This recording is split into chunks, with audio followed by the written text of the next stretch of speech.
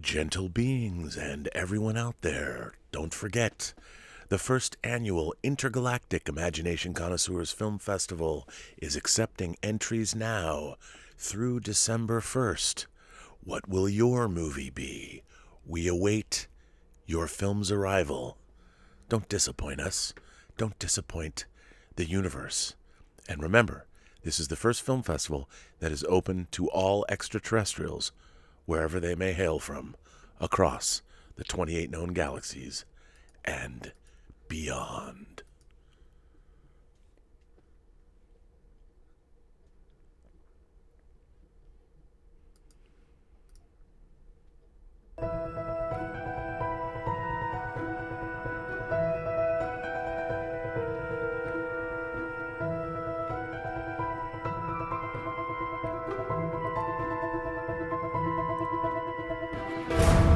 Well, greetings, Imagination Connoisseurs. Once again, it is I, your Duke of Dope Discourse, your Master of Fun and Wonder, your Viceroy of Verisimilitude, your Sommelier of Cinema and Science Fiction, your Archbishop of Banterbury, your Pharaoh of Physical Media, your Chancellor of Cheerfulness, and, of course, your existential Mr. Rogers. That's right, me, Robert Meyer Burnett, Rob, casting at you, you Imagination Connoisseurs, you members of this, the Post-Geek Singularity. Whoever you are, wherever you hail from, whatever you believe, whatever you desire, you're welcome here. And that's what we're going to talk about today. But you know what? Before I get to the topic at hand, I am not beyond criticism. I'm not, I am out here pretty much every day, laying it all out on the line, saying what I think, saying what I feel. And I invite everybody to also chime in and say what they're thinking and feeling. And I especially like it when people call me down, call me to the mat, take me to task, disagree with something I say. Now, what I hope to do, what I've always hoped to do, is foster an environment where people can be critical, but in a respectful and constructive way. Because I'm a firm believer in criticism. That's how we learn. That's how we get better. That's how we become introspective. And there were a number of people, I heard from people via DMs on Twitter, a few emails, and some public commentary about my show yesterday and my glee at the destruction of, or the closing down of Quibby. Now, one of the things that I didn't convey enough is, look, a lot of this has kind of been tongue-in-cheek for me, and which maybe isn't such a good thing, but I've been covering Quibby since it pretty much went live, and I've always thought it was a dumb idea, and I have to say, admittedly, that I have taken a little bit of pleasure to watch this idea crash and burn, because it was validating to me to know that, yes, I saw this coming and talked about it on this show quite a bit. But there's a lot of people that took me to task, and they're not wrong. And I wanted to read a few comments, one in particular. This was a comment that was left on the show yesterday on YouTube from JDigga24. Although I agree with how bad of an idea Quibby was, come on, Rob. 27 minutes straight of shitting on them and saying how stupid they are for their bad idea? Everyone has stupid ideas, maybe not as grandiose, but we don't sit and rant and down them for damn near half an hour. You're better than that. I'm not even the nicest person, but even I started to feel like, okay, Rob, move on from this. You seem to keep apologizing or saying, I never hope for anybody to fail, and I want people to try new ideas or something along those lines. But do you really? I just thought you were better than that. But anyways, while I'm here, I wouldn't mind asking, how the hell do you put up with John Campea? He won't even continue a debate about Die Hard being a Christmas movie. Yet he will debate with Aaron for 15 minutes about whether the Oscars should happen this year or not. And don't you get frustrated with how he won't even give a lot of good shows a chance and quits them after one episode? Or his constant, see, I was right type of gloating? Like, wow, you called something right for once. Big whoop. I don't know. I just feel as though you don't get to be yourself on his show, and you're just there to agree with him on everything. His show led me to this one, so I'm grateful for him for that, because I enjoy listening to this and the people that write in so much more. People can write more than just a few sentences, and I love that. He bitches all the time about how people use acronyms, but my guess is that they just aren't given enough space to write their question out completely, and the only way to get their full question out is to shorten certain parts of it. I know, because I've written in before, but I digress. Keep up the good work, love the show, and, if possible, keep the hating to a bit more of a minimum. Well, first of all, JDigger24, I want to thank you for writing a thoughtful response. First of all, when it comes to John Campea, I'm a guest on his show, and I've really enjoyed my association with him. I didn't really get to know him that well when we were on Collider Heroes together, which is probably my problem with a lot of the people that I had earlier, is that I just didn't get to know them and they didn't really know me. But I've really enjoyed working with John, and a lot of people have asked me, why doesn't John let you talk more? But here's the thing, it's his show, and I don't feel that I always agree with him on everything. We have lots of disagreements, and I really like the show that John produces. I think it's very slickly done. He really cares passionately about the audience. He's always trying to make the show bigger. And I think when it comes down to we have running jokes. Things like when it comes down to the debate of Die Hard being a Christmas movie. This is such an old, tired debate. When we bring it up, it's almost in the context of the actual debate itself becomes a knowing joke that people know that we're going to bring up occasionally. And it's not really worth debating. It's more of like you're bringing it up as a joke topic. And I've kind of felt that way about Quibby, but, when I read your comment, I have to say that you're not wrong. Here I am on a show where I'm trying to preach creativity for all and inclusion and everybody, I mean real inclusion, not this tokenism and not this fake inclusion. But I'm having a film festival, throwing it open, putting my name on a film festival and saying, guys, girls, gentle beings, however you identify, if you're non-binary, I don't care, make a film. I'm willing. I will show your film, and I want to encourage people to be creative and of all skill sets and all skill levels. By the way, speaking of that, I encourage everybody who contributed or who was interested in the film festival poster competition. We've sort of renovated it on the website. All those posters, all that great work that people are going to do is going to be stay up there. We're not taking it down. I want to, whatever contests that we're going to have, I want to celebrate the work. I'm not gonna take the work down. I'm going to leave it all up there, so everybody gets to see what the work was that was done. But JDigger24, you really made me sort of think about that. Yeah, I mean, I want to preach one thing, but on the other hand, I'm sitting here bagging on Quibby and everybody involved. Now, here's the thing. I am not going to defend my criticism of Quibby as a platform or as a premise, because I think it was something that should have been criticized from the very beginning. I do think it was a bad idea, and everything that I said about it came true. Now, do I like the fact that people lost their jobs? No. But I think that as an ill-conceived venture, it shouldn't have happened in the first place. And it's almost like I think back to the guy who worked on the tower, the very effeminate man in Airplane, the movie Airplane. Or maybe it wasn't him. Maybe it was the talk show in the movie Airplane. Somebody said they bought their tickets. They knew what they were getting into. I say, let them crash.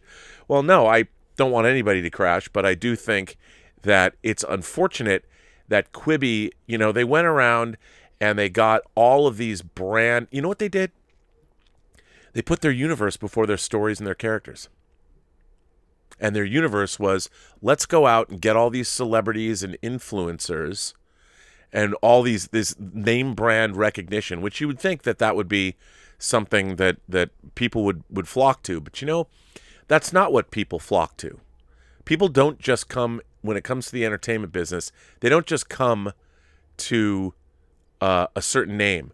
They do when you're making something. To get something financed, like if you can get Steven Spielberg's name on it, it's easier to get it financed. So that makes sense. But you can't just say anymore from producer Steven Spielberg. I mean, the man did produce Batteries Not Included. No offense to the people who like Batteries Not Included, but I'm just saying that it's not enough. You have to have, what do you have? Great stories and great characters. And what Quibby was doing was selling its universe before those things. It was like trying to set up your shared universe before having the characters and stories to make your universe worthwhile. And I just feel that if Quibby failed because it was a litany of bad ideas that was underneath an umbrella of legitimacy that Jeffrey Katzenberg and Meg Whitman brought to it. But the idea was wrong-headed from the start. And I think that there's nothing wrong with being critical of something. Now, do I like the fact that it failed? I don't like the fact that anything fails in the entertainment business. I don't like that because then it makes it harder for the next guy to come and get, or the next girl, or the next kind soul or gentle being to come and get financing for their project. So you don't want it. You don't want anything to fail. I don't like it when things fail. They put a lot of time and money and effort into Quibby.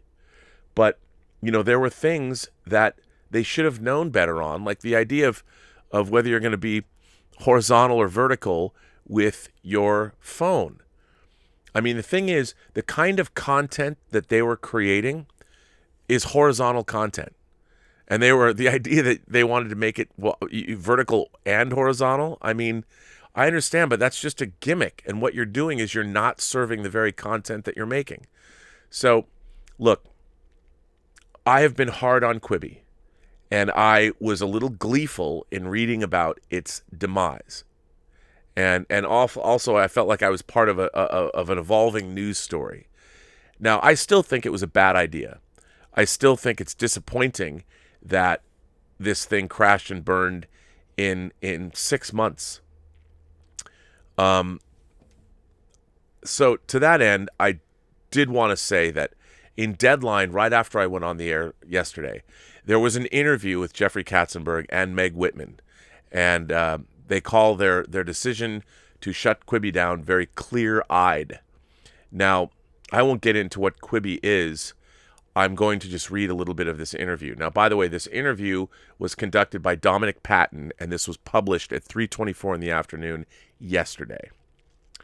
So, Jeffrey, how does Quibby come to its end now? There's Jeffrey Katzenberg. There's a wind down that will take place over the next couple of months, Dominic.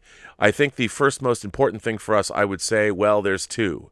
In every decision that we make from today forward, we need to do right by the incredible group of employees, these daring entrepreneurs who joined Meg and I on this adventure.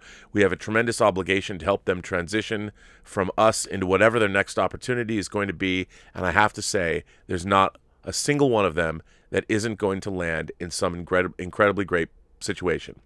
But this is a tough time, and we are in the middle of a pandemic, and I think we want to be incredibly sensitive and most of all supportive of transitioning our employees and helping them with a good landing. Equally important is to wind down the business in a way in which we'll be able to return the maximum amount of money to our investors.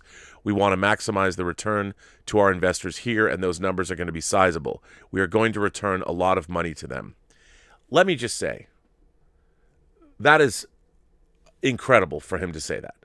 And I give all credit to Jeffrey Katzenberg for coming out and tackling this incredibly. Look, as much as I thought this was an ill-fated venture from the start, Jeffrey Katzenberg, he put his balls on the line. I mean, he did. He failed miserably, but he put his balls on the line. He tried to do something. Now, he failed spectacularly, but the way he's handling his failure, A-list. It doesn't get any better than this. This is the way you should. He's very publicly acknowledging these things, and his first consideration is getting his employees taken care of and getting his investors back their money. I have nothing but the highest praise for Jeffrey Katzenberg. Deadline says to Meg Whitman, when did the two of you make the decision to wind things down? Meg Whitman says, we tried a lot of different things over the summer. whether it was paymentless free trials, 90-day free trials, 14-day free trials. We changed marketing around entirely to be more title marketing than platform marketing, which we made a lot of changes and also, tried a completely different business model in Australia. And ultimately, none of it really changed the fundamental answer that we needed more capital, and we needed more capital relatively soon. And so I would say it's just been a journey for Jeffrey and I as we looked very clear-eyed at the data and said, what's the right thing to do? In order to get to scale, we would have to raise more capital, a lot more capital, and we would need to be raising it in the first part of next year. And we don't think that we would have the data and the metrics to support another capital raise at this point. Ultimately, probably a couple of weeks ago, we said, the right thing to do, the hard right, but the right thing to do is to return cash to shareholders. Deadline goes on to say, which is where you intend to see this conclude? Meg Whitman says yes, and make sure that we land this as well as we can. And I think for me, it's a bit of maturity. Deadline says, how do you mean? Whitman says, most entrepreneurs just keep going because they literally run out of money. And we just didn't think that this was the right thing to do. Deadline says, insofar that you could see based on past experience how the story was going to end. Whitman, Meg says, we did. We could see it really clearly after all the experimentation and pivots that we did over the summer and frankly into September. And I won't read the rest of this, but I will post it in the live chat, and I will give it to you. And I have to say that, it could have gone many different ways. I've been involved in projects that flamed out or didn't work, and this is probably one of the more mature responses. They got out in front of this right away. They admitted that they tried, and it didn't work. And that it happens, and it's a bummer. But for all of the reason that I guess that I felt that Quibby was something that I fixated on, it's just that it's so hard to get money made for anything, any project. It doesn't matter how much it costs, $100,000, $2 million, $10 million, $100 million. It's just very difficult to get money to make anything. And I've spent, 30 years in this business trying to get things made. And I think, for instance, this year, I've had a couple of, I would consider, big wins. John Campia's movie trailer is a love story film. He brought this up to me. He talked about it over the course of the 2 years that we've worked together. Actually, almost 2.5 years now that we've worked together. It was something that he kept, talking about, thinking about. And then finally, one day, he said, I'm going to do it. And I helped him in a small way, and it got made. The film got made, and it's out there, and it's at film festivals, and now I'm trying to help him get it sold. And I think that that's the way things should happen. And in his case, he backed it himself, and then he went out and made it himself, which is great. And also, he's able to do that because of the work he does on YouTube. And John has always been an inspiration to me in the sense that part of the things that we've always talked about doing is expanding our YouTube channels to do more than just punditry and talk. And I think John went out and made a film, and he puts his money where his mouth is. And the idea of me expanding this channel, like through memberships and getting more financial support, the whole point of doing that is not because I want to buy more hot toys. The whole point of doing that is so I can expand and do things like, I really want to make this book, this anthology, and I want to print it. It's going to be expensive because I'm a snob when it comes to books. So when I print this, I don't want it to be some flimsy, paperback, especially if obviously we're going to have to put it up for sale. It's got to defray the costs, and it's going to cost hundreds of dollars, if not thousands of dollars, to print these books the way I want it done. And the books are going to be a reflection of this community, this channel. And it's what I wanted to do, this film festival, all of that. And look, I will not lie. I want to also make my own films. And if I can use this channel to further my own goals of doing that, that's exactly what I want to do. I want to continue furthering my own creative agenda. But in addition, I want to see the agenda of other people. And I'll tell you, I have not always been good. Our man B.L. Alley sent me a version of his book, Relative Age. Contacted me back when I was still working on Axonar. Sent it to me.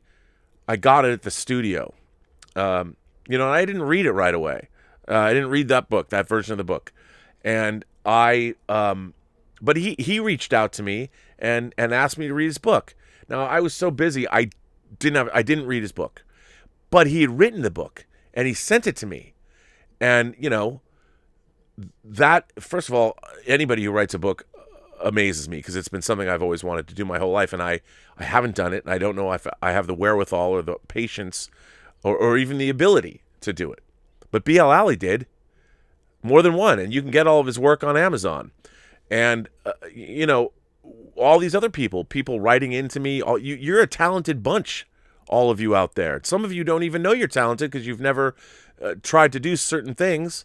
I mean, I don't know if certainly Dieter Bastian and Patrick Keller, we've been talking, they went out one weekend and they made The Secret Exchange 1. Now they've made The Secret Exchange 2. It's in the film festival. That The Secret Exchange is what came, I was like, let's have a film festival. And we're getting, most of the films that have come in so far have been from watchers of this channel. And I'm assuming, I hope that we'll be getting a lot more. We're only 3 weeks into I got more entries today, and I'll be putting up more stuff. There's been a little snafu in terms of putting up things, because a lot of people have sent me previously existing work, and they're paying an entry fee, and I'm like, I can't. It's very specific in the rules to the film festival that it has to be a universal premiere. But if people are going to send in their movies, I want to play those movies. I just have to make sure. I've had to do some due diligence and find out, did they appear somewhere else, and why are they sending me work that's 6 or 7 years old now? What is it they're hoping to achieve? And if they want to hopefully win a festival award, I can't, in good conscience, do that for films that are violating the awards that I set up. Because, I was hoping that we would get like B.L. Alley himself went out and made a movie, or the guys that made Confidence. Well, the one man that made Confidence, he went out and did that after he knew there was a film festival. And I was thinking that we would get more of those kinds of things. And the fact that we've gotten other things too is great. But, I'm hoping to see more films that were made since the film festival kicked off. I was going to see, part of the fun of it is like, what are you going to do in a short period of time? But anyway, so I'm not beyond reproach.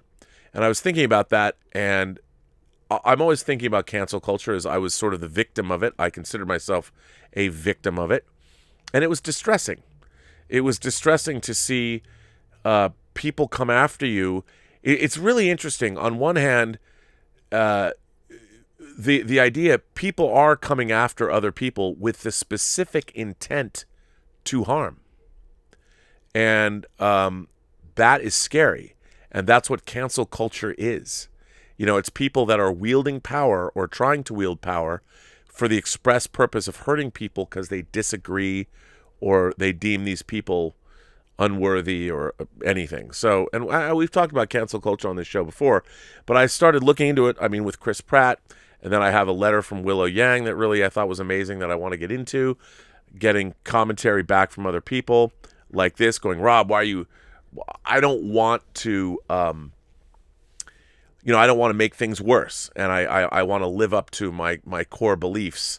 At least that's what I try to do. So I wanted to get into this, and I found this really interesting article that it was printed. It's on the University of Queensland in Australia, the University of Queensland's website that I found that I thought was pretty interesting, and I wanted to share it. And here it is. Celebrities can be canceled, but fandoms are forever. And this is all full of graphics and stuff, and I'll try and get through it as best I can. But you'll be able to look at it as I have it up here. So, cancel culture, withdrawing support for public figures when they do or say something offensive, has become so widespread it was Macquarie Dictionary's 2019 Word of the Year. Marketing expert Dr. Alison Joubert from the University of Queensland Business School explains how this trend is affecting society and marketeers. Cancel culture is a practice where people come together to remove the offender's cultural capital and cancel them. The phenomenon has intensified since the outbreak of COVID-19. With so many people staying at home, there's been a rise in social media use, and with more time on social media, there's more time for cancellations. J.K. Rowling was canceled for anti-trans remarks. Lana Del Rey, criticized as using anti-feminist lyrics, was canceled after her response to these criticisms on Instagram. Popular YouTuber Jenna Marbles announced she was leaving the platform following criticism of early videos featuring offensive lyrics, gender stereotypes, and blackface. Everyone is canceled. Fandom is deeply rooted in identity and values, and fans are likely to cancel people who violate norms of justice and moral responsibility. As fandoms represent community and comfort, fans are quick to denounce threats to these spaces. Following the controversy of Rowling's recent tweet, many fans are working to distance themselves from Harry Potter and the author who failed us. Actors from the Harry Potter movies and spin-offs, including Daniel Radcliffe, Eddie Redmayne, Norma Tumsweeney, and Emma Watson have criticized Rowling's remarks. Staff at her publisher, Hachette, are reportedly refusing to work on her newest book. Emma Watson says, "Trans people are who they say they are and deserve to live their lives without being constantly questioned or told they aren't who they say they are." In 2018, the New York Times declared everyone is canceled, and it can take just one thing, seemingly nothing, for someone to be canceled, argued the story. In many cases, cancel culture is criticized as mob mentality, echoing the same principles of bullying. Cancel culture has become reactive instead of proactive, knee-jerk reactions and lashing out rather than progressive calls for accountability. Our research shows fandoms can be spaces where people with shared interests build on visible collective identities and camaraderie. But fandoms can also be spaces of invisible emotional attachments. Private friendships with real or imagined characters. Of course, the world has a far longer time to adapt to and mitigate. So when the center of fandom is canceled, the collective and personal identities and friendships can be challenged. Canceled fandoms. The unexpected departure or self-cancellation of vlogger Jenna Marbles, real name Jenna Mori, from YouTube epitomizes the dangers of cancel culture. Many fans were devastated when Mori announced her departure. While some fans are very critical of her offensive early videos featuring gender stereotypes and blackface, others saw her moving away from this content as a symbol of how much Mori has grown. In an impassioned video, which has now also been removed from YouTube, Mori gave an authentic apology for videos from 2011 and 2012, which have not been public on her account for several years. She said, "I just want to make sure the things I'm putting in the world aren't hurting anyone, so I need to be done with this channel for now or for forever." Fans and public figures praised Mori's accountability, but were left divided over her decision to leave the platform, many arguing cancel culture has gone too far. Queen E said, "I'm sad to see Jenna Marbles quit her channel, as to me, she's been the pinnacle of a learning and growing emphatic human being. It's big to acknowledge and apologize for past wrongdoings, and even bigger to actually act on it and do better and improve yourself." The spirit of cancel culture, holding people accountable for their actions, is lost when being canceled means there's no opportunity for change nor space for growth. The practice is becoming more like activism as entertainment, where people join in because they find it fun, rather than because they believe it to be a worthy cause. Towards a context culture. Instead of canceling public figures, we believe it is time to create a context culture. By the way, I can't tell you how much I love this, which is why I wanted to share this article. Understanding context means denouncing historical mistakes while acknowledging the potential for growth. People can learn from and outgrow their past and should be given the space to do so. A context culture does not mean giving public figures a free pass to say or do what they like. It's not giving up on holding them accountable. It means opportunities to learn and change should not be shut down prematurely. A context culture reduces the likelihood of mob mentality and ensures criticism can be constructive. Hank Green, a beautifully foolish endeavors out. "I really strongly believe that we should be judged not by how we acted when we were ignorant, but by how we responded when we were informed. By that measure, Jenna Marbles is head and shoulders beyond a great many YouTubers." Fandoms can outgrow people and brands who refuse to be accountable or demonstrate growth. Fans can rid their lives of toxicity by returning to the proactive internet activism form of the practice. Jamila Jamil, a longtime advocate of accountability alongside growth, embodied this in a recent Instagram post. You have the power. You control every market. You choose what and who is trendy. Unfollow the people who tell you things that hurt your self-esteem. Don't let the debris of their damage spill out onto you. Unfollow people and brands that don't make you feel powerful and happy and grateful for what you have. Fan communities can stay intact when the center of their fandom has been outgrown. Fans can continue to build worthwhile, real, and imagined friendships, focusing on their own positivity and growth. The original object of fandom, be it a celebrity or an artistic product, can last beyond a cancellation. As Daniel Radcliffe said, if something has resonated with you, it is sacred, and nobody can touch that. So I like this. I mean, here, if you want to look at it further, again, this was from the University of Australia in Queensland. And I'll put this in the chat. So there you go. And I just thought that it was very interesting to me, being somebody who I tend to forget that those of you who've watched this channel for any length of time, in December, we're coming up on the 2-year. I've been doing this channel for 2 years, which seems crazy, but I think who I am is pretty apparent to some people, to all of you, I would guess. And there are things about me that you probably know better than I do, how I come across, because I don't know. And a lot of the time when you turn on this channel, I'm talking to a light. I'm literally talking to a little green light that's on right now. I have no sense of what people are thinking of me. I don't hear chuckles. I don't hear clapping. I hear nothing. And it's in a way, it's strange to sit here and talk into a green light and to see myself reflected back in my face. It's a strange thing to be doing.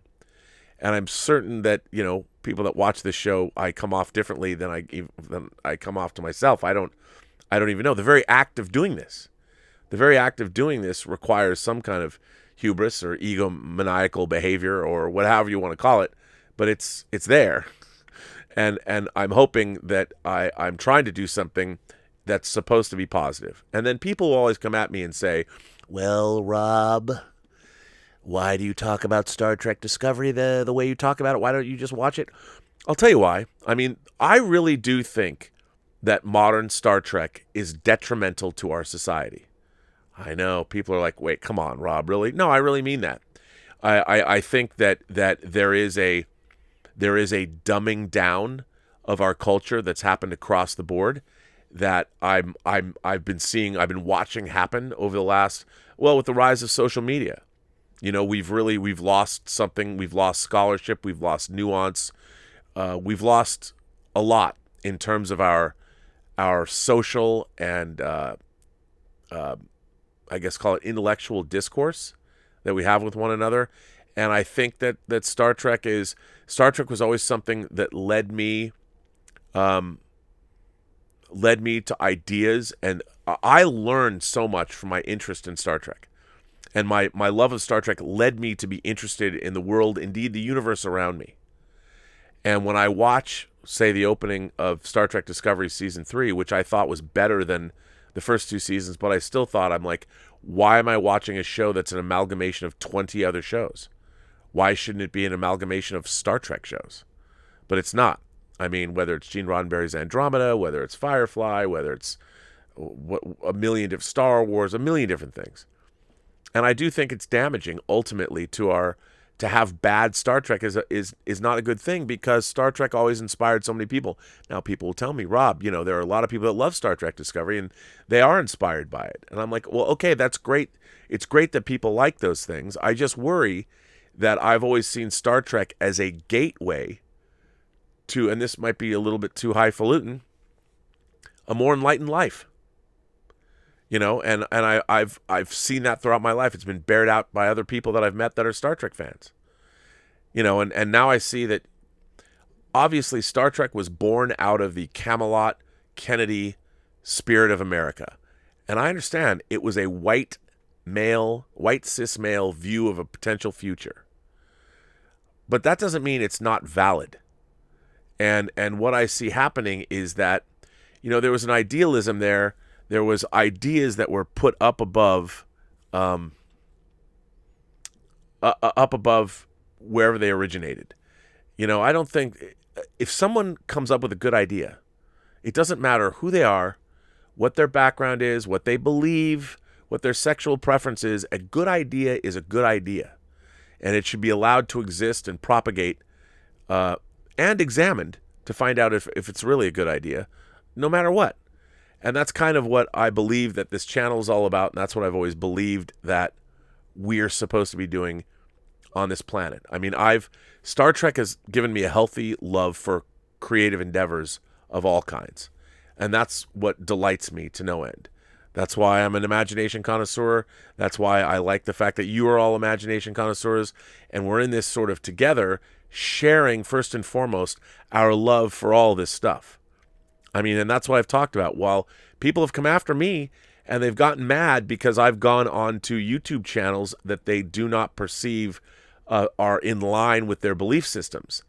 And I'm like, those are the very channels that I should go on to. And as I've pointed out, all of these places that I've gone, I've been treated with nothing but respect. As a matter of fact, I've developed a healthy respect for other fellow YouTubers. That look, Gary from Nerdrotic, I do things differently than Gary does, but I really respect his work ethic and what he's doing with his channel. Jeremy, Geeks and Gamers, you might not like him, you might not like his politics, but Jeremy's created a channel where he's employing people. And they're out there busting their ass too. And he was nothing but nice to me when he had me on his show. The Midnight's Edge crew, people I used to watch their videos before I even knew any of them, have been nothing but delightful to me. Tom and Rob and Andre, the kind of conversations that we have, they've been great. And yet people would take me to task for fraternizing with people that are they're from the fandom menace, or they're hate mongers, they're just looking for clicks. And I would say, you know what? Their methodology might be something you don't agree with, but I know, like me, first and foremost, they're fellow fans. And I try and find some kind of common ground. When I saw that Chris Pratt, what was happening with Chris Pratt, I've never met Chris Pratt, but I've seen him enough in interviews and behind the scenes things, and where I get a little bit of a sense of the real Chris Pratt. It's not right that somebody, a man who is both a Christian and somebody who supports Donald Trump. I'm not a Trump supporter, as everyone knows. Staunchly anti-Trump, in fact. I consider myself a classical left-leaning liberal, and there's nothing about the Trump presidency that I can get behind. However, the man is the president of the United States, and if somebody wants to support him, you should be able to. That's what our democracy is all about. We should have, rather than turn into some, pitchfork-wielding, flame-toting mob that's going to go burn somebody at the stake for admitting that they're a Christian and that they believe in the president. It might not be what you believe, and you might be disappointed in Chris Pratt for being that kind of a person or whatever, but he certainly has the right to be that person, and he doesn't need to. I don't think anybody has the right to do what was done to him.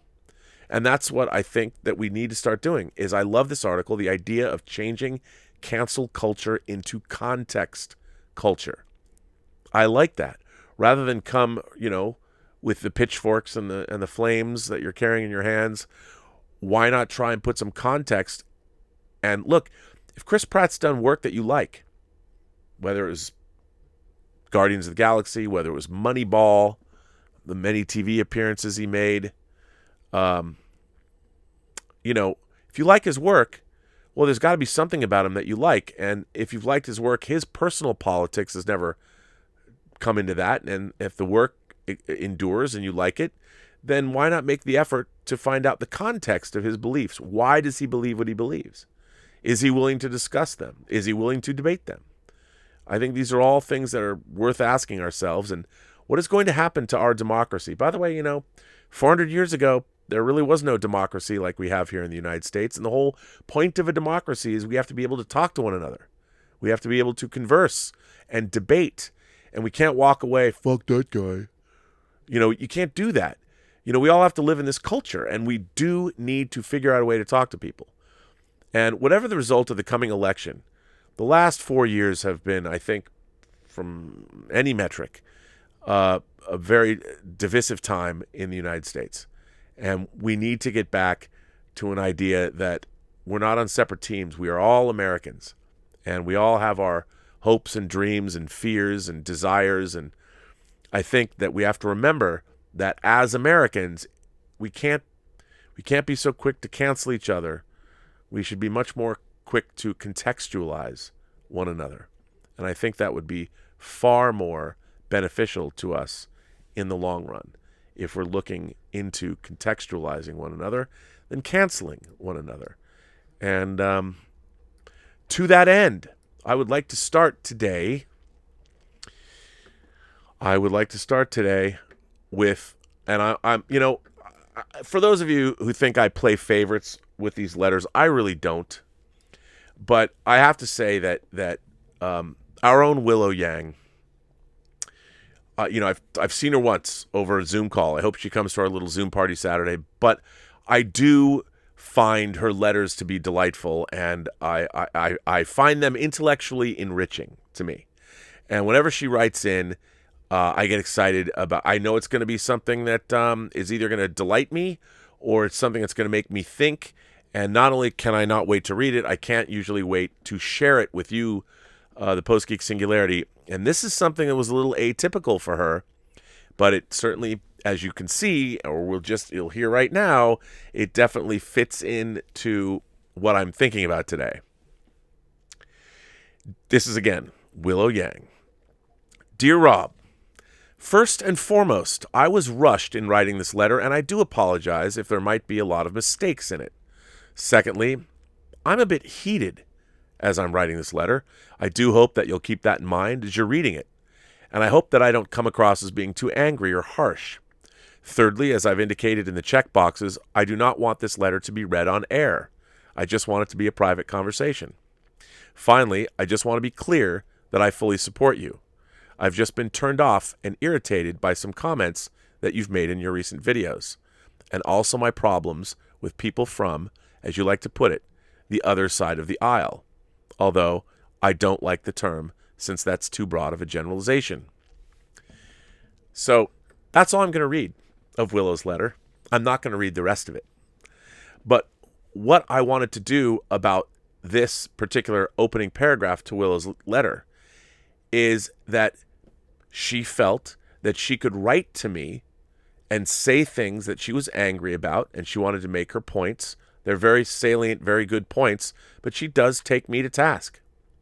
And the point is that she felt that it was okay that she could write me and tell me the grievances that she had and the things that I've said and things that other people have said.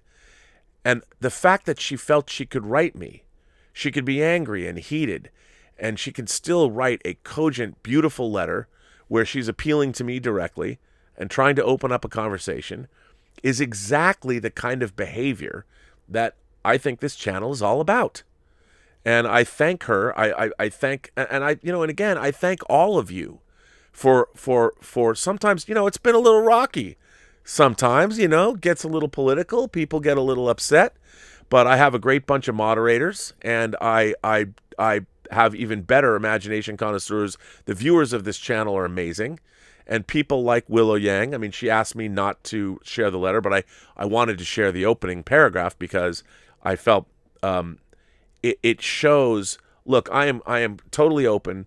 I want to hear from everybody, and I really do.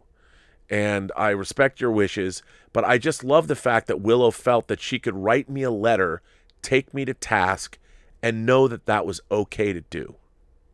So I respect the hell out of Willow, and I'm so happy that she felt that she could write me this letter. I mean, nothing is better than that to me. That is there is nothing I like more or that makes me happy to know that we have an environment that we can have this kind of conversation. So that's a good thing. This one comes from Gavin Young. Dear Rob, I hope you're well. I've been a fan of yours for many years, and I especially enjoy watching your character on the Schmodown. I also look forward to more of the John Campea show when I know you're on, because you share different insights and sometimes different opinions than John, which makes the show more informative and entertaining. Not that it normally isn't. I've been a fan of your Robservations for the past 2 years because I really enjoy your take on films, filmmaking process, and other industrial knowledge. But I'm afraid lately I've found myself skipping forward a lot of your show when you start to talk about the aforementioned subject of this letter, Star Trek complaints. Look, I understand that this is your show and you can talk about whatever you want. And if I don't like it, I can fuck off elsewhere. But I also know that you're an open-minded person willing to discuss and accept other people's views. So I decided to write you for the first time to maybe offer some unsolicited suggestions. Again, you can tell me to get the fuck on. As a fan, and any other imagination connoisseurs out there that are regular viewers, we all know that you're not a fan of modern Star Trek, as lately almost every episode there's a large portion of the show dedicated to the Star Trek complaint. I love this. It's capitalized. The Star Trek complaint. There's another catchphrase for this show. Is Rob going to have another The Star Trek complaint show? I love it. As mentioned previously, has led me to skipping past those parts. How about maybe try to do what John Campea does when he keeps getting the same questions asked by different viewers, where John would say, I don't want to go into it again because I've gone on about this topic ad nauseum, so please go to one of my other shows to hear my thoughts on the subject. Or in your case, Rob, please go on to my last 20 episodes to hear my thoughts on modern Star Trek. Again, you don't have to give a shit about my letter or my Star Trek complaint because it's your show. It won't change the fact that I will still continue to be a fan and listen to your observations. But I guess I will just have to keep skipping the parts about modern Star Trek. Love your work, huge fan, and stay safe.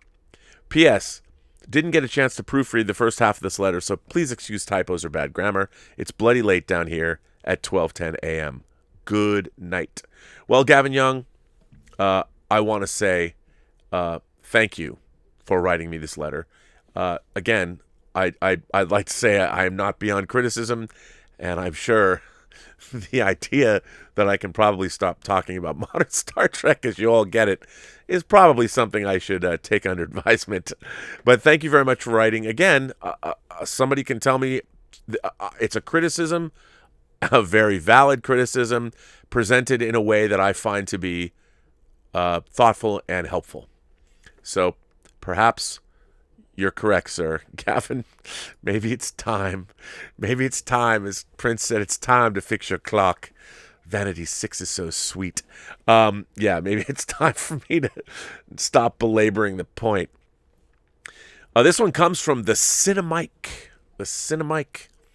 Hi, Rob and the Post-Geek Singularity. I recently started my own movie and TV blog called The Cinemike. I like that name, The Cinemike. I get it. The reason is because I've been a movie and TV fan for a long time now, and whenever there's news, I always have these reactions, so I decided to make my own blog where I can share my own voice about my thoughts on different movies and TV, as well as review films and such. I don't know if I'm allowed to promote the link of my blog, but I'm sharing it anyway. Well, hell yeah, you are.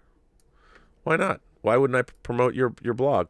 This whole channel is supposed to support and promote other people's work in addition to my own. I have to tell you something.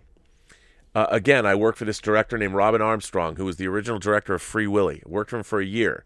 And one of the reasons that I wanted to work for him is he made this really lovely, yes, it's a low-budget film, but it's a lovely movie called Pastime, which is about a minor league baseball team. And in it, I've said this before on the show, there's a character played by Noble Willingham, and William Russ plays an over-the-hill pitcher who's being replaced by, or he's this younger pitcher is gunning for him, and Noble William says to him at one point, the coach says to William Russ, it doesn't matter how good somebody else is. It doesn't make you any better or any worse. And for whatever reason, that quote has resonated with me since, since I was working on Free Willy. Was at 93. So, I've been carrying that quote around for 27 years. And that's why I've always liked Pastime because, well, I love William Russ too. But it's so true. It doesn't matter how good somebody else is. It doesn't make you any better or any worse. That's why I've never had a problem supporting other people's work. It has no bearing on whether or not I'm doing good work or not. And I would hope it really has no bearing. Let me see. There's the Cinemike. Did I put that in there already? There's the Cinemike's channel. So I don't feel that promoting the Cinemike's channel is going to hurt this channel at all. Indeed, I think it's probably even better. There's more of an ecosystem. You can jump going to see person to person and all that. But and Mike and I clearly park our shuttlecrafts in the same shuttle bay. He goes on. Anyway, I want to talk about the Quibby Shutdown, which you recently discussed. I have wrote about this on my blog, but I'm sharing it here because I want to know what you think of it. You shared some very valuable points about why Quibby didn't work in the recent Robservation episode, but I want to add more to that. First is, if people want to watch short-form content, they can already do that on YouTube or on their social media feed, which is free. They don't need to pay for a subscription monthly. Maybe if Quibby was free with ads platform, maybe it would have been more successful. Also, if people want to watch A-list content, they would rather see that on giant streaming services like Netflix, Amazon Prime, Hulu, and more. They have a massive library to scroll on, unlike Quibby, where none of their original content programs made any huge noise to entice people to sign in. Add to that the mobile-only viewing option, which is not very ideal, whether it's the pandemic or not. If people want to watch short-form videos on their phone, they would rather do it on YouTube, where there's a variety of videos to choose from. The only upside to Quibby is that they got nominated and won some Emmys in the short-form categories, but getting those awards doesn't recoup any investment, so it's still nothing at the end of the day. Anyway, that's all my thoughts on the Quibby Shutdown situation. Before I end the letter, I also want to know your thoughts on Michelle Yeoh and Tig Notaro's presence on Star Trek Discovery. I want to know what you think of them on the show. That's all for now. Thank you, and live long and prosper, and good luck to all the film festival entries as well. Well, thanks very much for mentioning the film festival entries. Well, here comes the Star Trek situation, but I'll tell you something. I really like Tig Notaro and Michelle Yeoh, and I like them on Discovery. Although Michelle Yeoh is written as a mustache-twirling villain, I still like her presence. But I like both actresses, and I think they bring a lot to the show. I would just like to see them given more material and to be a little bit more multi-dimensional, but I certainly like the actresses, and I like their contributions to Discovery. Let's see what people are saying. I'm going to jump back and forth between letters and your chats here. Let's see. So, back to where I was. Oh, Willow sent in a bunch. Let's see. Willow says, "You might have missed my chat the other day, or maybe I unknowingly said something offensive, and if I did, I apologize. What I said was that the reason why I dislike slasher movies is because most of them are pretty much the same." No, I think I read that, didn't I? "With the same set of tropes, characters, and story beats. I really liked Cabin in the Woods for making fun of the genre." I did too. Willow says, "I also watched Solo and the controversial scene from Irreversible on a porn site when I was about 14. With Irreversible, I had the opposite reaction you did. Whereas you couldn't watch because it was too real, I always felt I was just seeing an enactment." Huh. Maybe you have to see the whole thing in context. That's interesting. Yeah, I mean, look, I think slasher movies are pretty one note, and I get tired of them as well. They're pretty one note to me. But yeah, wow, I can't believe you watched Solo and you watched them on a porn site when you were 14. Yeesh. On a different topic, says Willow, here's a scenario. You're stranded on a deserted island. There's water but no food, and it'll take months for you to be rescued. You find a large crate washed up on the shore filled with boxes of Soylent Green. What do you do? Well, if I'm on an island, you know what I do? I go fishing. I love fish. I'll have some sushi. Soylent Green. I assume you mean the people kind. Yeah, I don't want to get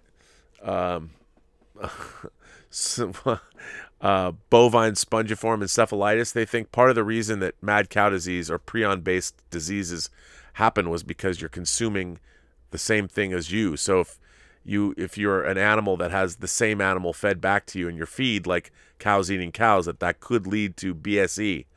So eating human beings would not be something that I would necessarily be interested in. However, if it was barbecue Soylent Green or teriyaki flavored Soylent Green, I might have to dip in, especially if it was barbecue. And no one can eat just one. So, yeah. Manuel Shaper became a member of the channel. Why, thank you for becoming a member. Alexander Wilson says, according to the Hollywood Reporter, Simon Kinberg is to produce and write a live-action Battlestar Galactica. Really? Huh? Does the studio want to lose money? What the heck was he doing when he was making Dark Phoenix? He makes JJ look like Scorsese. Well, what happened to, who else was doing the Battlestar Galactica? Somebody was doing it, somebody big. I forget. Why am I drawing a blank on who was doing Battlestar Galactica? Wow. Simon Kinberg's going to do Galactica? Honestly, if they're going to reboot Battlestar Galactica, I don't know how or why they should. Oh, it was somebody, was it Sam Ismail who was doing it? I think it was Sam Ismail, right? Who was doing Battlestar Galactica? Hang on, let me consult. Yeah, Sam Ismail, he was doing it. He was going to do Battlestar Galactica, and now Simon Kinberg's doing it. Look, I'm much more interested in Sam Ismail's Battlestar Galactica than Simon Kinberg's. I'll tell you that. He makes JJ look like Scorsese. Yeah, not so good. Jordy Lyons sent in a super chat with no question. Anonymous says, I'll defend your criticism of Quibby. No, he didn't write Quibby. I'll defend your criticism of Quibby. Being a daily watcher of yours, I have followed your coverage of Quibby, and I totally got that you were tongue-in-cheek. I mean, the name of the company is comical. In a Quibby. One of two. Anonymous goes on to say, the times that I would actually laugh out loud during a Robservations are those episodes when you were on a Quibby rant. The whole thing always struck me as funny. I'm sorry for the loss of jobs, but your reaction was appropriate to your past coverage. I thought so too. But see, this is where criticism comes in. You know, now that people have lost their jobs and it's become real, I mean, but yes, I would hope that with my personality, it would come through that look, I do think it was a terrible idea. And I don't understand how it happened. But I don't like people losing their jobs. I think that's not cool. And that's a bummer. So I appreciate that. I appreciate you took it in the spirit it was intended. Because, I mean, the whole thing is kind of funny. And you're right. It's called Quibby. And indeed. But not anymore. Alexander Wilson says that AT&T CEO John Stankey is not optimistic on theatrical. I can't tell you we walked away from the Tenet experience saying it was a home run. Ooh. Look, the Tenet worldwide release of Tenet, I'm sorry, but it can be seen as nothing short of a monumental disaster. A disaster of epic proportions. As a matter of fact, I dare say it might be one of the most unsuccessful releases of that. That movie should have made $1 billion. I mean, they thought it would. I don't know if the actual movie itself, I can't believe I haven't seen it. But judging from what's happened and judging from the very, again, that's a divisive a film. And I don't know if it would have made $1 billion, but I'll tell you something. If theaters were open, and it would have made a lot more money than it did. I mean, the movie cost $200 million to make, and what does it gross? $350 million worldwide or something? That is not good. That's a movie that theatrically should have made $800 million. The studio is not happy. So John Stankey, when he says not optimistic on theatrical, they simply cannot. That movie proved that you cannot release a theatrical movie that's $150 million or $200 million in this environment. You just can't do it. The economics don't work. And until we have theaters that I think are fully open and socially distanced less than they are now, I don't see the theatrical marketplace coming back. I mean, will Wonder Woman still keep its Christmas date? I don't know. I don't know if they can make that work. I think John Stanky's going to have something to say about that now. So we'll see. Mark C, the channel's the official toxic fan of the Burnettwork. Mark C says cancel culture is most fun when they flood your work with calls claiming you are a white supremacist. Explaining that one to your boss. Good times. Did that happen to you? Yeah, this is terrifying. It's terrifying because people don't even know what that means anymore. John is here, sends in a super chat. John says, "Hi, Rob. I have observed over the years that you come across as the most comfortable when you guest on the different streams. You always leave one of those shows way better than you found them." Oh, that's very nice of you to say.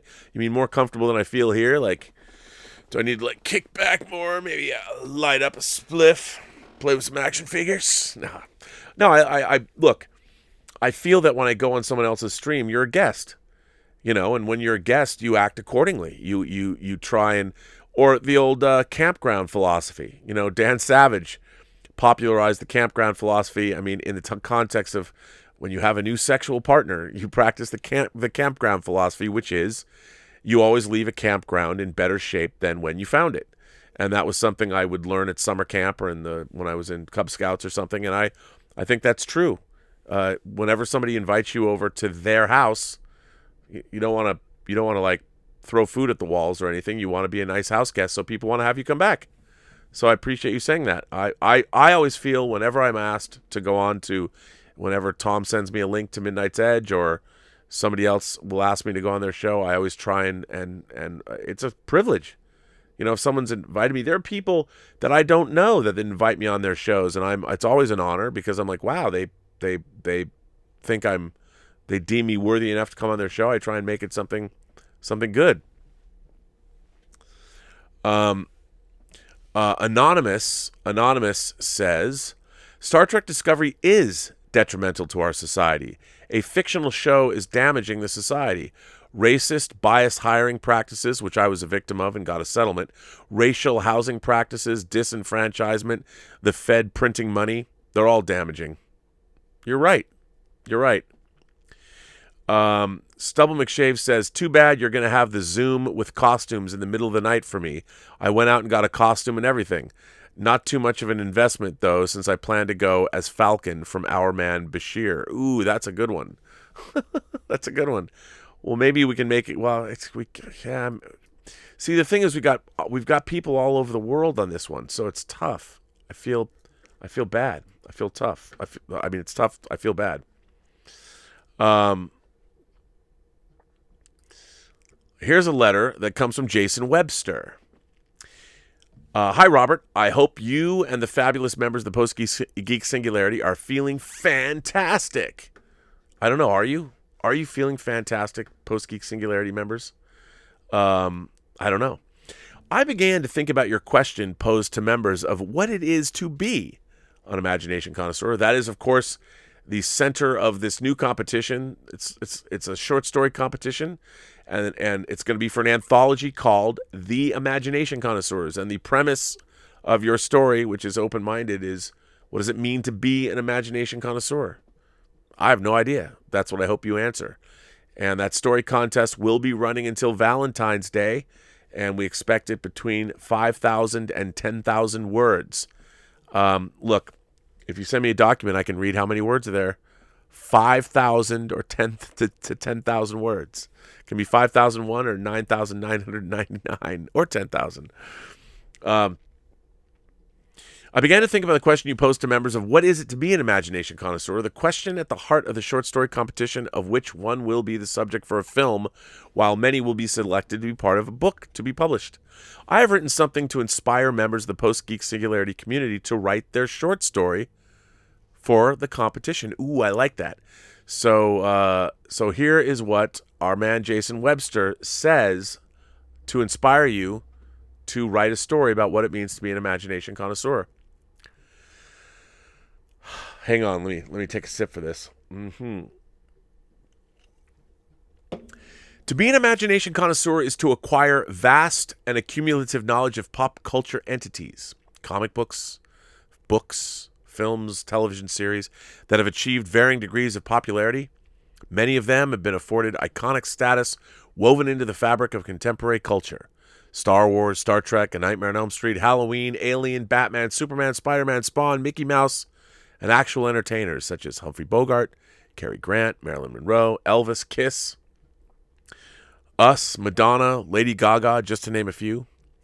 I myself identify as an imagination connoisseur as I have a passion for iconic intellectual properties such as Star Wars, Battlestar Galactica, Batman, Spider-Man, Spawn, and Disney animated features, Sleeping Beauty, Beauty and the Beast, and Mulan. Such properties that have an indelible mark on popular culture. I also have a deep love for the film industry as a whole. I love that it began way back when I was introduced to moviegoing, sitting in my parents' car in a drive-in in the dark of night, watching the first images on the giant screen and hearing the first notes of the theme to the film we've all come to know and love as Jaws some 45 years ago. If one identifies as an imagination connoisseur, many of the films and television series you have knowledge of are your favorites for many reasons. You may like story, the characters, the actors, the directors, or those properties evoke cherished childhood memories. However, hang on, I had a phone call. It's very weird when I do the show when I get a phone call because when my phone gets close to my computer, it rings in my computer and it rings in my headphones, and it's strange. However, you are more discerning than the casual viewer as you understand what constitutes a great book, movie, television series, or album. But you appreciate all entertainment and what it takes to produce such fare. However, all imagination connoisseurs are able to give objective evaluations of popular entertainment, providing valid and constructive criticism where and when it is due because of our shared passion for popular culture and our desire to see our favorite properties continue. Imagination connoisseurs are voracious in consuming content and knowledge of popular culture. We will read books, watch documentaries, and special features content on our home entertainment systems for both popular films and television shows and those intellectual properties that are favorites. Imagination connoisseurs are welcoming people and will gladly answer questions and engage in conversation with anybody who wishes to know about popular culture. Imagination connoisseurs are avid collectors of props and collectibles of our favorite intellectual properties as well as other merchandise. We will all wax lyrical about our purchases and disclose to other fans where we purchased our memorabilia and memorabilia from. In short, imagination connoisseurs as a society are inclusive and welcoming to others who wish to join the community and encourage them to participate and share their joy of popular culture. It does not matter whether you love or don't have a particular affinity for Star Wars or Star Trek because overall, we end up sharing a common love for more pop cultural entities than the ones in which we differ, or on which we differ. We respect and value all opinions and the expression of such opinions because we enjoy earnest discussion on the subject. To yourself and the fantastic members of the Post-Geek Singularity, enjoy the weekend. Sincerely, Jason Webster. God, it's Thursday already. I don't know these days, man. A great letter. Thank you, Mr. Webster, for writing that in. But I would say this. Don't limit yourself to pop culture. Maybe you're a fan of art. Maybe you like, the Vermeers, or maybe you're a pointillist, or maybe like George Seurat, or maybe you like, I don't know, Renaissance paintings. You like portraits. You like Picasso. You like the modern masters. I think you're an imagination connoisseur then. What if you love astronomy and you build telescopes and you look at there's been a lot of people posting their pictures of Mars and Saturn and Jupiter lately. I think you're imagination connoisseurs too.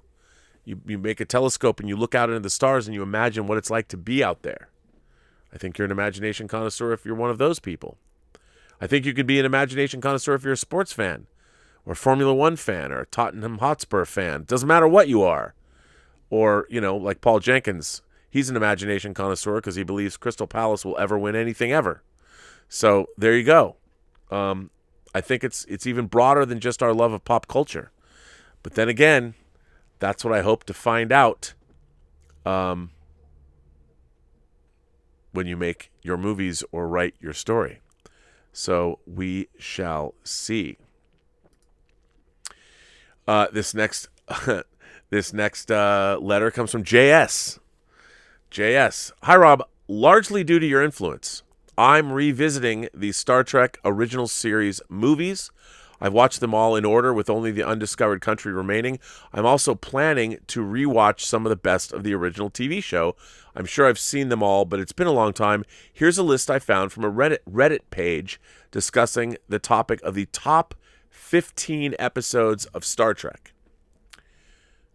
From season 1, Where No Man Has Gone Before, The Corbomite Maneuver, The Naked Time, Balance of Terror, Galileo 7, Arena, Space Seed, Devil in the Dark, City on the Edge of Forever, and Amok Time. I can't argue with that. That's pretty comprehensive. From season 2, The Doomsday Machine, Mirror Mirror, The Trouble with Tribbles, Journey to Babel. Wow, that's it? That's all you get? And from season 3, The Enterprise Incident. Okay. I think there's a lot more. Just off the top of my head, The Enterprise Incident, from season 3, I would watch Day of the Dove. I would watch The Tholian Web. I would actually watch The Empath, just because it's so strange. And because it's so incredibly dated, it's not a great episode of Star Trek by any means, but I think it's watchable, and I think it should be watched. The Way to Eden. Absolutely. Season 2. Oh, wait, there's honorable mentions. A Taste of Armageddon, The Enemy Within, The Squire of Gothos, Charlie X, and Let That Be Your Last Battlefield. That's a total of 20 episodes. Any other additional recommendations for Robservations from Robservations for a total TOS tourist? Please feel free to include any personal favorites along with episodes that might be particularly important or iconic. All right. Hang on. I want to make sure that I'm keeping these okay. So, season 1, you've got 1, 2, 3, 4, 5, 6, 7, 8, 9, 10. So that's about a third of season 1. Oh, you know what you're missing on this list? Okay, here's what you're missing on this list. On season 1, Errand of Mercy, which is the very first episode where the Klingons are introduced.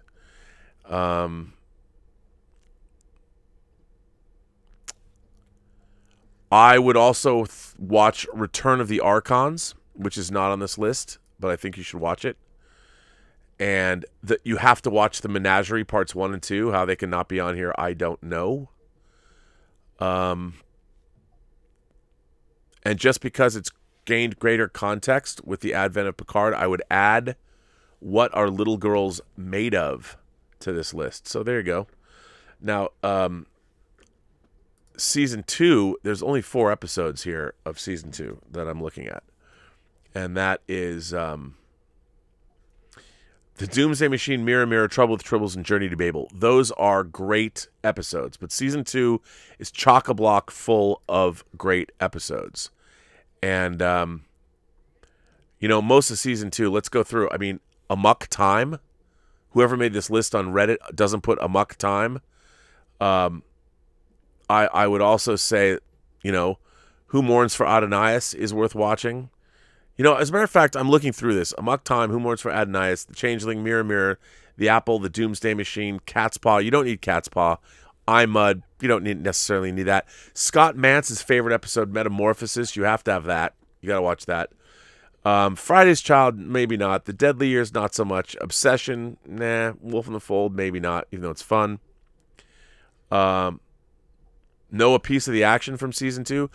One of my favorite Star Trek episodes ever that is completely unsung, The Immunity Syndrome. I would watch A Private Little War, Patterns of Force by Any Other Name, The Ultimate Computer, and Bread and Circuses. And you know what? It's not 4 episodes from season 2 doesn't do it justice. And I told you I gave you my my season 3 episode. So there you go. That's what I would. But that's not bad. I mean, it's not a bad. It's not bad. Yeah. And let's see. This comes Mark Chure. Mark Chure, our own toxic fan, has written a letter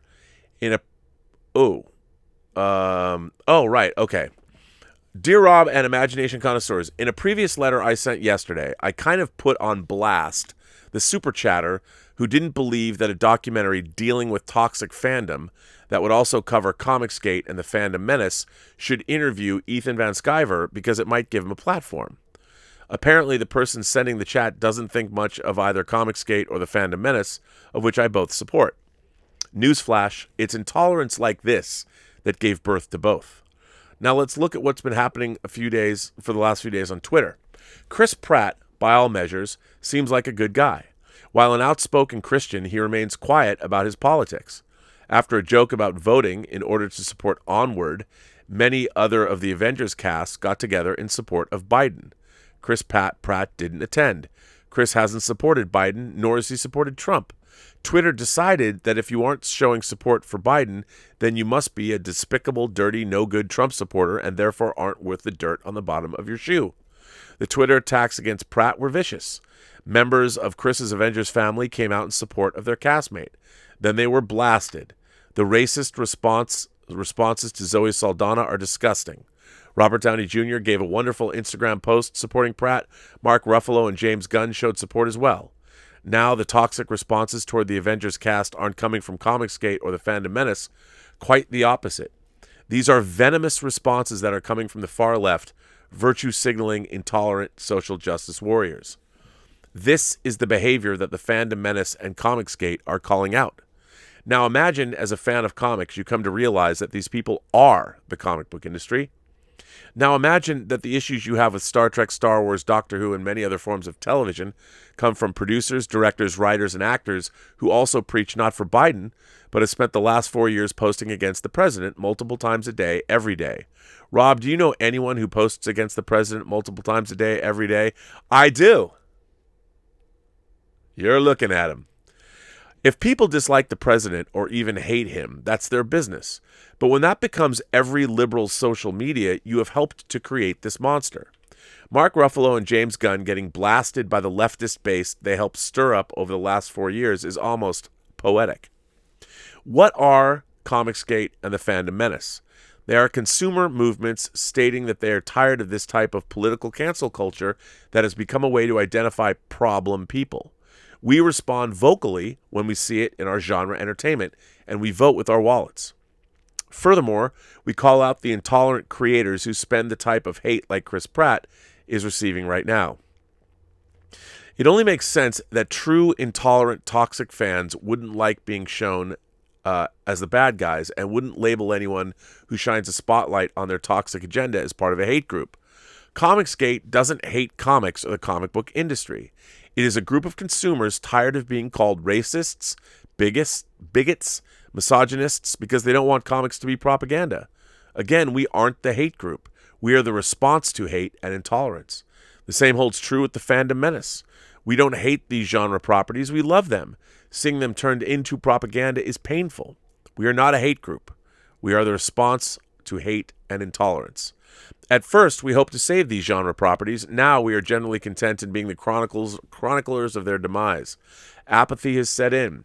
We still love good genre fare like The Orville and The Expanse or comics finding their way to crowdfunding, but we mourn the downfall of Star Wars, Star Trek, Doctor Who, DC Comics, and Marvel Comics.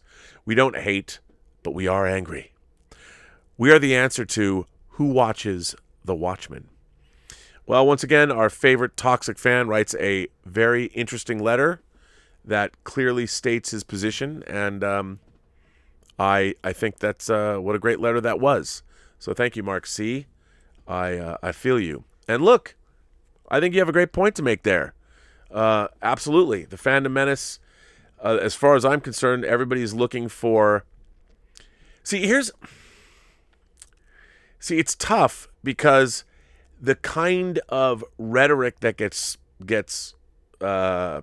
spewed out on both sides, it tends to come down, it becomes very personal. People are attacking people personally. And I think that's where it gets toxic. And that's the problematic thing about all of this, is that we should be able to talk to one another. I mean, I think what's happening, agenda-based, I mean, here's something I'll say that probably I'll regret saying this. But Star Trek, from its conception, was created out of a an optimism, and I said this earlier, that is really a product of the Camelot spirit of the Kennedy White House. And it was created by a lot of writers and authors, and not just male authors either. People like, B. Joe Trimble, Margaret Arman. There were people that were involved that helped shape Star Trek to what it was. I mean, not B. Joe Trimble, Dorothy Fontana. Did I say B. Joe Trimble? B. Joe Trimble saved Star Trek. I meant to say Dorothy Fontana. Dorothy Fontana came in and really defined the Vulcans as characters. So you had a young woman who was writing on Star Trek that was there foundationally, deserves all the credit in the world, and yet it still was born out of Star Trek was born out of a certain belief of the time. I mean, America's space program had begun the early '60s. There was a lot of optimism. We hadn't fallen down into the mire and the muck of Vietnam like we had by the time the Star Trek show was actually produced. But that spirit, and it's kind of an American thing too. That can-do camaraderie was very much a product of American wherewithal. And you can't take that out of Star Trek. It's fundamentally baked in. Now, you can change it. Suddenly in the 80s, there's a counselor on the bridge who's going to ask you, what are you feeling? How do you feel okay? And it does change with the times. But for the most part, Star Trek was trying to stay true to the stories that it was telling, and telling unique stories for its framework. And I feel, as I've said before, the reason I rail on about modern Star Trek is I feel that since 2009, Star Trek hasn't been true to itself. They've tried to turn it into new creators that as I said, they're coat tailors. They're not the original people that rolled up their sleeves and got their hands dirty, or even the people, the next generation that came behind them and helped prop up what the original idea was. No, the coat tailors are the people that are riding and have no connection to the original show, and they want to turn it into whatever they want to turn it into. And that's where Star Trek has been since 2009. It's all about the coat tailors. But yeah, a good letter. A good letter. Let's see. Jason S. says, what's also cancel culture is when people constantly go around falsely accusing others of being racist, Nazis, or white supremacists. It's a way to preemptively cancel people they don't agree with or don't like, just to shut them up and control them. I agree with that. It's a good way to silence the opposition by falsely calling people a Nazi or a white supremacist. People will live in fear of being labeled those things by crazy people and thus remain silent and keep their opinions to themselves. Yeah, but eventually, we've got to understand that when somebody starts calling somebody a racist or a Nazi, you have to then look harder at them and say, I'm not going to believe that, unless it's bared out somehow. Jason S. goes on to say the Covington kids were falsely labeled by the alt-left as being white supremacists just for being white, smiling, and wearing red hats. They've won millions in defamation lawsuits. College professors still try and block them from college and spy on them. Yeah, look, there's all kinds of weirdness that goes on. I don't even know what to say. Ray Ora is here. Ray, the man, the myth, the legend. Ray Ora, how are you, Ray? How come you're not making tomorrow's thumbnail? Ray Ora says, if you could get a hot toy of one sports person, who would you want one of? It could be an athlete, a commentator, a coach, a manager, etc. What accessories and stand would you want included with it as well? Love you, brother. Stay safe. Ooh, what a good question, Ray. My favorite... You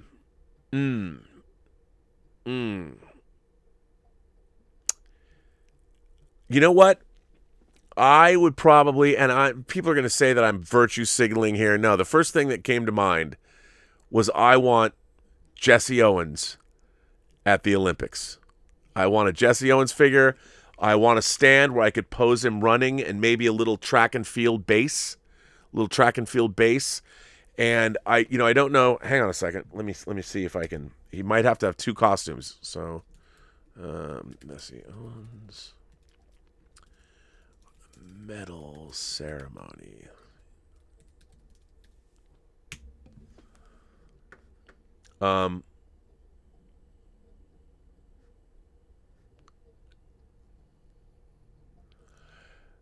Yeah, so I would definitely need two Jesse Owens figures, or maybe just a change of clothes. But I'd like it to be like, when Hot Toys did the Michael Jackson Thriller 2-pack, it came with two different figures. That's what I would want. I would want to get the Jesse Owens in his running outfit, and then I would want the Jesse Owens in his podium sweatsuit or whatever that is. I'd have to have both of those figures, and I'd want the podium that he's on. That's what I would want. A Jesse Owens figure. I know that's probably that's historical. I think I would really like right now. I would like a modern day Russell Wilson figure, because Russell Wilson is magical. He is a superhero. And I would want him to come with multiple Seahawks jerseys, depending on if he was on the road or not. So yeah, there you go. That's a good question. Manuel Shaper is here. Dear Rob, greetings from Germany. I've been following your recent discussions of Star Trek, its greatness, and its sad current state. I agree with nearly everything you say about what the people currently in charge of the franchise are doing, or should I say, doing wrong. I admit that initially, I sort of liked the first season of Discovery when it aired, and I even bought the Spore Drive for a while, but everything kept going downhill, and I could not take it anymore as the show continued to build up a huge pile of conceptual errors and problems. Problems that made clear that the showrunners either have no idea of the Star Trek universe or they don't care. And as a passionate Star Trek fan since the early 90s, I honestly can't tell which is worse. It's frustrating. Many fans and critics have pointed out that the writers have abandoned the positive version of Star Trek. I think so too, and you have discussed the details and dimensions of that particular problem extensively. But wow, Season 3, finally they've listened. Or have they? Apparently, they have now picked up that buzz and turned it into an idea, the positive and optimistic vision of the future. But I feel like now they're overdoing it with the positive vision of the future by putting it as the main stake of the actual show. It always has to be about the galaxy, the universe, mankind. Can't they find something smaller yet significant to say for once?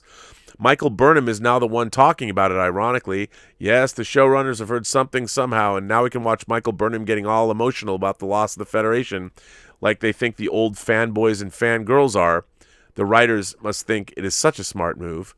To me, it comes across as the writers trying desperately to adapt to the talk of the disappointed traditional fans they just can't seem to connect with. Is it like they picked up a cool insider term and use it all the time, trying to pass it off as part of the team, but they don't just get it? And they probably never will. Lower Decks does a similar thing, in my opinion. It is completely overcompensating for the lack of attention to canon bits in Discovery and Picard. This season of Discovery supposedly is about restoring the Federation in the future. I find that idea contrived and all that wide-eyed talk about the Federation ridiculously silly. Burnham sticking the flagpole into the ground, proudly looking into the distance. The problem is I don't buy any of that. Burnham nearly cries in a future where she just arrived and that it's not her time. Why? If I was in Michael Burnham's position, I would be raising a brow and saying, fascinating. What else would you say if you went 900 years into the future and found out that the major political structures of your time are gone? How is that a terrible surprise that makes you say, what happened, in whiny, whispery tones? Doesn't the course of history show that societies and political systems are changing constantly? Oftentimes, unfortunately not always, they're replaced with something better. And on top of that, it would be logical to assume at least the possibility that the Federation might not be around a millennia later. Maybe the member planets and species have collectively decided they don't need it anymore and everybody went back to farming or their vineyards. And by the way, this raises the question whether there could be something even better than the Federation. How about that? Maybe in light of developments happening over the course of the several centuries, everyone got to the point of being all for forgetting about the silly old United Federation of Planets and have something even nicer, whatever that would be. Who knows, Rob? Who knows? You mentioned in a recent Robservations episode the thought experiment. Can you imagine what it's like to be from 900 years ago and then be thrown into our time? I like this idea and would like to expand on it a little too. Imagine to be from 900 years ago and then be thrown into our time, finding out that the political order of your time is no longer It's no longer since the last 120 years. I think it's safe to assume that there's no reason to believe you have the slightest idea of the character of the changes in the world, universe, and you're in no position to grasp anything about these events leading up to the present and its culture, political systems, philosophy, mentality, and collective historical experience. Those things are incredibly complex and diverse. As we all know, granted in the Star Trek universe, these things are usually simplified, and now you want to go and restore the power to an organization that was the big thing in your time with the means and knowledge you brought from 900 years ago? Yeah, right. Good luck with that. The writers of Star Trek Discovery broke it down to the collapse of the Federation as a result of all the dilithium blowing up. I don't have to tell you the many ways in which that's silly. But why in the name of Surak wouldn't some fine Starfleet engineers come up with something else to replace it? We know there are other effective means of locomotion for interstellar travel in the Star Trek universe, and other energy sources to power warp drives. I don't buy into the idea that everything would go A, Mad Max, and B, stay that way for more than 100 years with no one making any successful effort to get things right again or the galaxy moving on. There is no verisimilitude here. It equals zero. Just think about how our world changed over the last 100 years alone. The events that took place 100 years ago that may have shaped the world today, but also most of us barely remember or think about, we would change them if we could. And to put another spin on that thought experiment, imagine encountering a person from 900 years ago asking you about what happened to all the stuff they knew from their time. I mean, certainly that person would require some assistance, but would you go ahead and help someone with that background with their mission to resurrect their ideas in your time? Shouldn't their agenda be to get back to their time? I probably wouldn't help them. Or maybe I would if they're convincing. But then again, it's not clear what the consequences of that interference would be. Maybe there are new forms of well-legitimized political powers and organizations already. What will happen if the crew of the Discovery goes to work and push for a restoration of the Federation like some ancient crew in an ancient ship would be right for that job?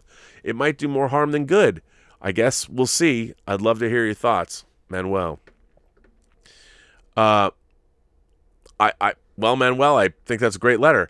Look, I agree with you. I mean, first of all, if you've decided your course of action is to go 900 plus years in the future, you've got to be ready for anything. Any Starfleet officer would be, in fact, ready for anything.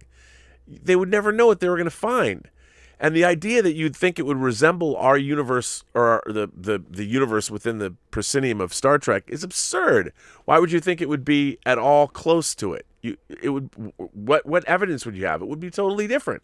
It makes no sense. Going 900 years in the future, everything's going to be unrecognizable. Transhumans are going to be walking around, and computer technology. It'd be so far advanced, I wouldn't even know what to do. So I'm with you 100%. I agree. So yeah, I think you're right about that. Great letter. Torrin Atkinson sends in a super chat and says, how do you get context on an artist's position if you can't interact? It's their choice, time, energy to explain, and our choice to support or not. Well, I agree with that. But I think, most artists, you can find information about them, like what they're thinking, why they painted this. I guess sometimes you can't, but I think a lot of them you can. So, and it is your choice. I look, human beings are incredibly complex and they're compartmentalized. And I have discovered that, I don't ever want to judge a person by, if they're doing their work, I don't want to judge them as a human being. I want their work to sort of be outside. Their work is one thing because their work exists outside of them. So I think you can judge somebody's work outside of who they are as a human being. I do, because they're human being, their status contributed to that work. But if they do something bad as a human being, remember they probably did it in a different state of mind. They might not have been. Look, if they turn out to be a premeditated murderer, I'm like, okay, well, fuck that guy or girl. But if they're not, you never know when somebody's going to snap. And so I've always tried to disassociate the art from the artist. It's getting increasingly more difficult to do, but I think it's important to do it. That's just me. So, anyway, ladies and gentlemen, boys and girls, kind souls, members of the Post-Geek Singularity community, I'm going to end this show. I thought it was a great show. I want to thank you for being here. I want to thank my moderating staff. I want to thank Mike Bodden and Greg Smith and the Richard. Always find the Richard over at the Post-Geek Singularity Facebook page. He'll show you interesting things on Zoom. Check that out. I want to thank Joshua Levesque. I want to thank Bunyan Snipe. I want to thank MC Blackcap. I want to thank everybody that's here. I think I got everybody that's here. But thank you for that. And thanks for supporting the channel with super chats and tips and memberships, which we are going to use, obviously, to do all the things that we're going to do. So that is exciting. What do you think? What do you think? Please write to me. And if you think I'm full of shit, write to me in the comments below. And on that note, I don't know if we're doing whining about movies tonight because I have an important Zoom call and Elizabeth's at school. So look out. If we are going to do it, I don't know. It'll be at 7:30 and we're doing The Witch. If not, we will be doing it tomorrow. And then we've got Saturday as well. So The Witch and Cronenberg's The Fly. I don't know what the schedule is going to be. Not yet. So thank you for that. Now remember, send me an entry to the film festival. You know you want to. You're carrying around a smartphone. It's probably got a 4K phone, 4K camera in it. Why aren't you making your movie? You should make your movie. Anyway, and send it in. There's going to be another premiere tomorrow. Very excited about that. And I guess that'll be it for episode number 541 of Robservations, the show about something. And remember, every person you meet has a story to tell that you have yet to hear. And all you have to do is listen. And with that, I say to everyone, have a better day.